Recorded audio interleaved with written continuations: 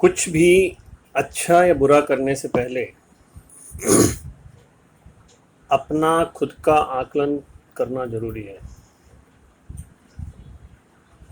बुरा मैं इसलिए बोल रहा हूँ आपसे, बुरा वर्ड इसलिए यूज़ किया मैंने, वैसे नेगेटिव वर्ड है, मुझे नहीं बोलना चाहिए, लेकिन कई बार हम दिमाग में कुछ ऐसा रखते हैं किसी के बारे में गलत सोचते हैं कि मैं ये कर दूँ, मैं वो कर दूँगा उसका। तो अगर कहीं दिमाग में ऐसी चीज़ है तो भी, वैसे तो होनी नहीं चाहिए, किसी का बुरा मत करिए, और अगर दिमाग में कुछ ऐसा आ रहा है तो उसको हटाइए, पर फिर भी आप अपना आकलन करिए कि क्या आप सामने वाले से ज़्यादा ताकतवर हैं। अगर सामने वाला आपसे कमज़ोर है तो आप उसको क्षमा कर दीजिए। अगर सामने वाला आपसे कमज़ोर है तो आप उसको क्षमा कर दीजिए, और अगर सामने वाला आपसे ज़्यादा ताकतवर है तो इस सोच को टालने की कोशिश करिए, क्योंकि हो सकता है उससे आपका ज़्यादा बुरा हो जाए।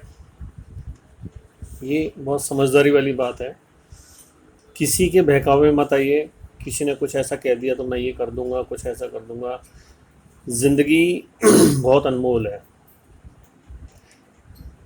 वो जो समय जो आप किसी का बुरा करने में लगाएंगे या उसके बुरा करने के सोचने के बारे में उस समय को आप बर्बाद करेंगे, उसको आप अपनी अच्छाइयों के लिए रख लीजिए। संचय करना सीखिए, शक्तियों का, समय का, निधि का, निधि यानी पैसे का, अर्थ का संचय करता बनिए, संयमी बनिए, अपने ऊपर नियंत्रण रखना सीखिए, आकलन करिए अपना कि मैं क्या हूँ। मान लीजिए, अब इसका पॉजिटिव रूप देखिए कि जीवन में यदि आपको आगे बढ़ना है तो आप ये देखिए कि आप किस क्षेत्र से ज़्यादा आकर्षित हैं। अगर शिक्षा के आप क्षेत्र में हैं तो किस लाइन को पकड़ना चाहते हैं, डॉक्टरी, इंजीनियरिंग या कोई फोटोग्राफी या कुछ भी इसी तरह की चीज़ है। उसमें वर्तमान आपकी आर्थिक स्थिति क्या है, आपकी और शक्तियाँ क्या हैं, आय के और कोई साधन है या नहीं है। तो अगर आय के साधन कम हैं और आपका खर्चा शिक्षा पे ज़्यादा होना है या लोन लेने की ज़रूरत पड़ सकती है, तो आप उस लोन को चुकाएंगे कैसे। तो सबसे पहले आप दूसरी आमदनी, सेकंड इनकम या पैरेलल इनकम का कोई ऐसा कुछ भी दिमाग में रखिए, या उसकी ऐसी व्यवस्था करिए कि कोई पैरेलल इनकम स्टार्ट हो जाए, पार्ट टाइम जॉब टाइप में, या कुछ ऐसा बिजनेस हो जाए, या आपका आउटसोर्सिंग का कुछ काम हो जाए। ट्यूशन कर लीजिए आप।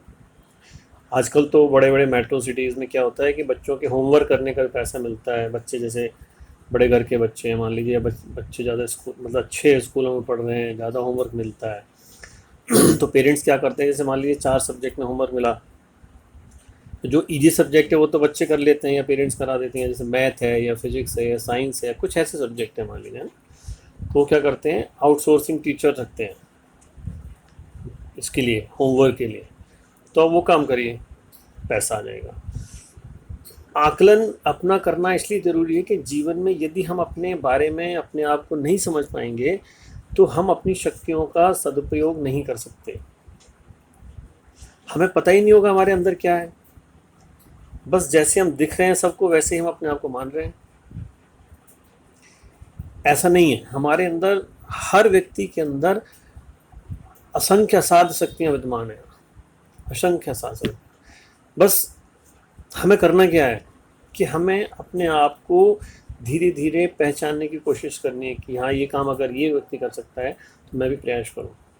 जब आप प्रयास नहीं करेंगे तो आप उसमें सफल या असफल होंगे या नहीं होंगे, ये आपको कैसे पता लगेगा।